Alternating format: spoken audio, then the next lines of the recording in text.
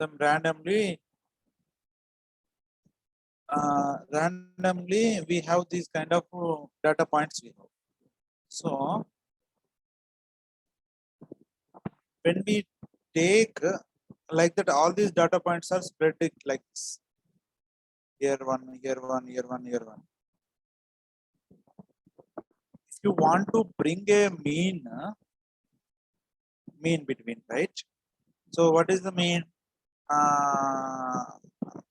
Like 2 plus 3 plus 5 plus 16 plus 26 plus 2, 28 plus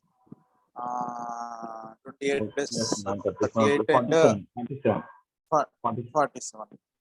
The 47 by how many items are there? 5. 5 are there. So when you make it, this is the mean, right? So 47 by 5, roughly it will come as a 9.4. 9.4 something it will come. 9.4 is the average. So even though we have these many data points, some here, some here, some here, some here, some here, some there, assume case, okay. We are breaking something. What is the highest point? Something. Okay, this is the 19. Assume case something like for some value you are getting is the 19. This is the 19. Or 20. This is the 20. Assume case we have somewhere it is falling. So this is 20. This y value is 20, and then it's in some 5 something we made some 4. Of course, just rough imagination. It is not having any. So rough imagination. So each value is falling under somewhere, right? So if you take sum of all these things, and these are the data points. So if you want to get some gist of it, right? Generally, somewhere it is a 9 means between somewhere, right? It will be somewhere here. Right? This number will be somewhere here. If you want to make a line and maybe one line you made, it is kind of fit line or mean line. Of course, this is a lot of terminology you have to use carefully. But the mean line may be going like this. If you are trying to bring a line based on other vectors direction. But sometimes if all other vectors are showing like this also can be a mean line, right? But assume a case at this point, whatever this is the when going. So now in our formula, x bar is nothing but this. We got the 9.4 somewhere this one. So now, if you have to bring this is the mean line, right? Average line. Like how many marks you got in a class? Okay, somebody got 19, somebody got 12, somebody 12. Average marks in this class is a 9.4. So how far they are from this 9.4 mark? How far from this they are 9.4 mark? Okay, okay, you don't forget about this mean line now, because the mean line will whenever it comes to the that state line thing and other activity will see. So somebody will be, you find only 9.4 part only, this part. The mean line thing you forget now. So all are varying this much from this point, right? Okay, somebody is here, but average line is here. So somebody may be above that point, somebody may be below that point. So here this is a possibility that if somebody is going this side, somebody is going, but average is some. If you take some, even if you take just like this line, only y, what is this line, right? Y equal to directly number put. This is as a mean line. You are not thinking of any direction. So these this guy, this guy, this guy are falling into above average line, and below are falling below average, right? Whatever this mean line. So, but there is a difference from this point. So how many are varying? Okay, this guy is varying this much. How many? Some x minus x bar we are saying, no? X is what? Every time there is some sigma formula is there, right? Sigma x equal to 1 to n. 1 to n. How many data points you are taking? These are the data points. 1, 2, or some totally 5 you took, no? Based on that 5 or something you are taking. In the 5, this is the value you are getting. So x minus x bar you are taking and doing the average of how many elements are there, right? But that is called generally sigma square, right? For this applying square, this is the, we are also applying square here. Why we are applying this now? See, somebody may be moving up on the rightward direction or upward direction, somebody moving on the downward direction. Assume this guy is 2 points away from this, and this below point guy also 0.5. And here, if you do calculate 2 minus 2, it becomes 0. Like if you are without this square part, you don't have this part, 2 minus 2, it becomes 0. Then how many people are varying from the actual mean? You don't get that idea, right?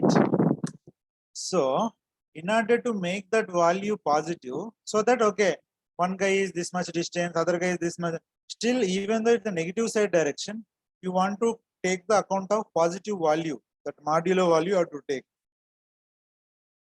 After that, you have to do this math. So then how much away from this you are going, no? That matters. Then okay, this guy is 2 points away, and this guy is 2 points away, this guy is 2 points away, or some 3 points away. Like that, you will calculate all these things through one, and then make it the square. And you, this one also square only. Actually, variance is also calculated in the terms of square only. The spread effect actually. How much spread you are having that on that from the mean value. So variance is just, you always have to remember that the spread. You should, how much it is varying. You always remember the word spread. Okay. And averaging of that spread, they're taking and thereby squaring it. Even though it may go, there is a tendency of going that value a little bit above, not even there.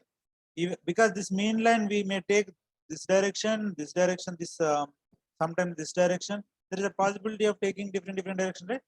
So at this point of y equal to, I'm just taking the y equal to some constant like that, y equal some 10 like that I am taking. In the, if you take that line, 10 is the actually average line, right? 9.4, we are close to that one. And I am not considering anything. This also average line. This also average line. This also average. Direction we don't know, right? At this point. Direction will come later point. But when you consider these things, this variance is a spread of from the actual this value, this 9.4 value. That's why we are doing square actually, to avoid that negative stuff and all. And that's what we are calling it a variance. Whenever we are doing this part, right? This when you remove this that is called standard deviation, right? You make this square root, this what is this of, or this one, whatever you are doing. This essentially what happens, this square will go away, right? Square will go away, that becomes a standard deviation. So that standard deviation is a just standard deviation means from the mean, exactly how far you are, right? How far you are from the mean point, whatever the average point. So that is how it is called the standard deviation. I think you people got what I am trying to explain. Ramu, are you clear what I am saying? Yes, yes. So these formulas are just normal formulas only, it's not very high formula. So this is where how it is defined from the, okay, from this point to that point, this point to that point, how much distance. And this is where the our least squares, our linear regression, of the basic algorithms of ML will start from here only. Okay. Yes, Actually, as you explained this concept, I got this as the square removes the direction of the different data points from the mean actually. We will not get what is the direction. We will come to know only the magnitude of the distance. exactly. Yes, exactly. We will get only Magnitude that mean.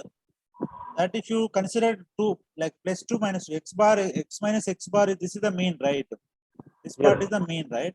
If you Yes. remove one time plus 2 came and second time minus 2 came, what will Yes. happen? It become 0. There is no Yes. definition for the variance or no meaning for the standard deviation if you consider the without this one. So modulo can take that. Somebody can write the formula using modulo and all, but they made it square so that that becomes simple, right? And they can increase the spread also if by doing that way. Spread in the sense from here, right? From the main point, from this main point, it can spread to this long, this long, this long, right? So there is a possibility of data point somewhere here also that will include all of them. So that is how it is. Yeah, you go ahead, Ramu. I will stop here. You continue with your rest topics. Okay. For thank you clarifying.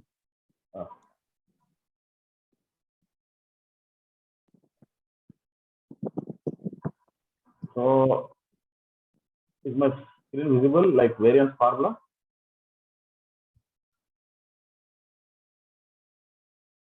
Somebody can. Yeah, this is y equal 1. This x, so xi is the each individual data point minus mean, and then we are doing the square. Yes. This should be digested like anything. The variance means how much it is spreading from the main point, right? Yes. I think I put that. Okay, go to standard deviation next. I think I put the square root before. Okay, I had to put to complete. Okay, I This got is doubt, but standard. I put only I applied to the sigma onwards. General square is I have to apply to everybody. Yeah. Okay. Nothing to worry there. Okay. Everybody understood right? So we'll move on to like only 10 minutes is there. After that, again join by the same link. I think it's still okay. So now everybody has got what is variance and standard deviation, right? So in case of till now, whatever we have discussed, right? These are on a like only on one axis, that is our one-dimensional data points. But when it comes to two-dimensional data points, we need to consider it as a vector, and we need to find out variance. So in this case, we'll change our terminology to covariance. So covariance is nothing but variance in two dimensions. Now, see, these are the different data points where we'll see.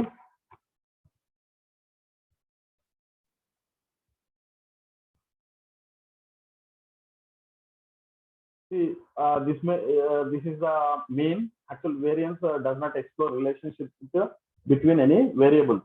But here you can see this is the mean. So it has got x component, and it has got even y component.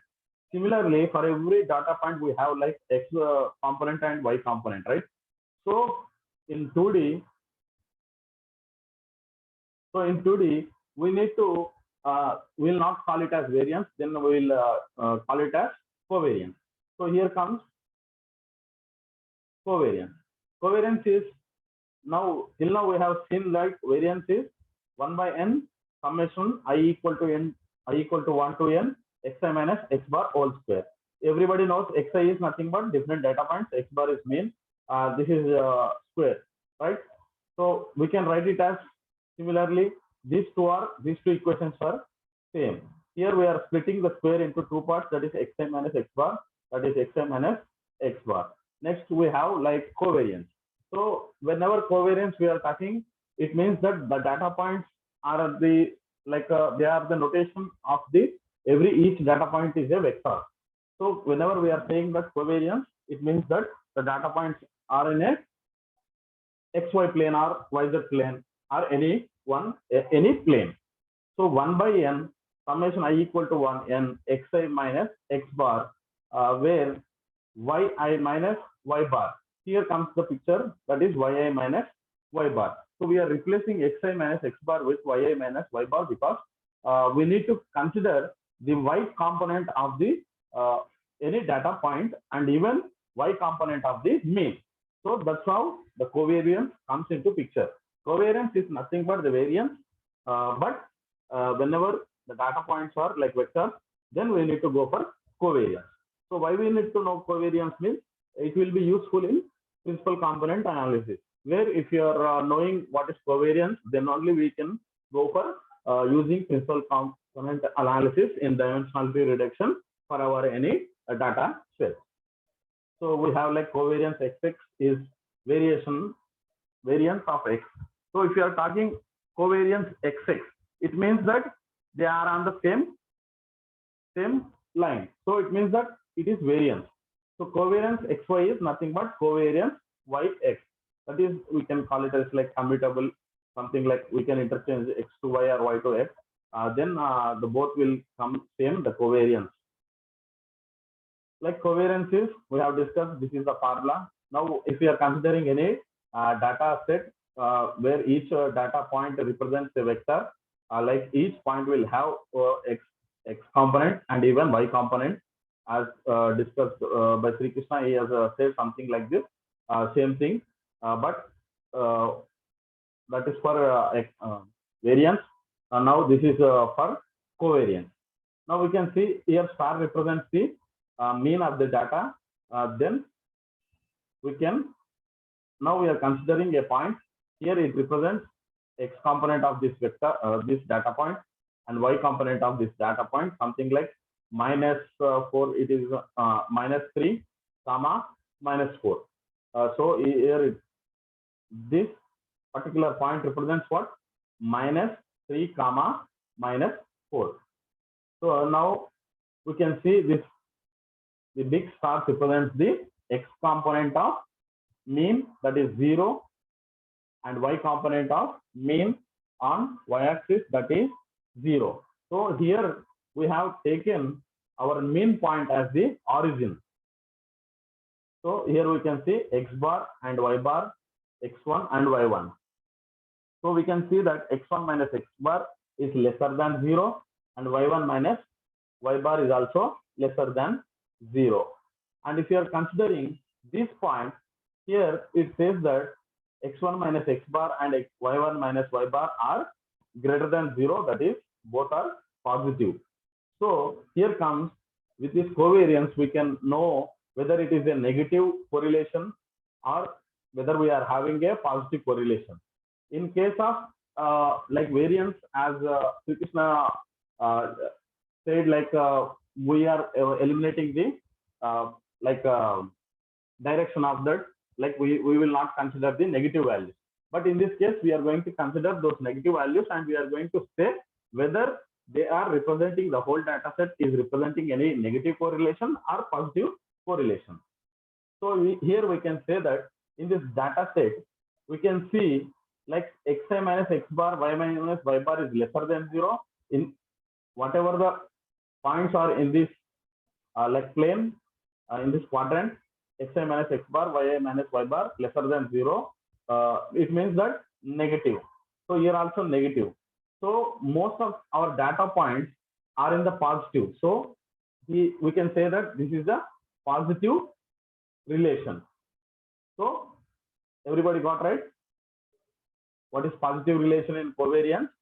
Whenever the data points are, most of the data points, that is xi minus x bar, yi minus y bar is greater than 0, and xi minus x bar, yi minus y bar are greater than 0, then we call the relation as positive relation. If the data points are more in this quadrant and this quadrant, then we say that it is a negative. We'll see even that picture. We'll consider here. See, here comes this negative relation, because most of the data points are falling onto this xi minus x bar, yi minus y bar lesser than 0, and xi minus x bar, yi minus y bar lesser than 0. Then we go for, we say that negative. So here comes this no relation, because in all the compartments we have like almost the same, so we cannot go for any relation in this case. So with the help of covariances for each and every vector, we can create a covariance matrix for any given data set. For each data point, by considering all the data points and their covariances, we can create a covariance matrix, like covariation of x1 And in this diagonal, whatever you are seeing, they are nothing but variances. As we have discussed, covariance of xx is nothing but variance of x. Covariance of x to x2, nothing but variance of x2. xm, variance of xm. So similarly, we have like in the diagonal elements represent the variance, and all other elements represent, in this case, covariance. Now, covariance of summation is nothing but 1 by n x minus x bar transpose, where x is equal to x1, x2 up to xm. Here, what we are doing, we are finding out the matrix. So for that, we are taking that x minus x bar and x minus x bar transpose. We have discussed earlier in the previous session that what is transpose. Now, interchanging of rows to columns or columns to rows is nothing but the transpose of a matrix.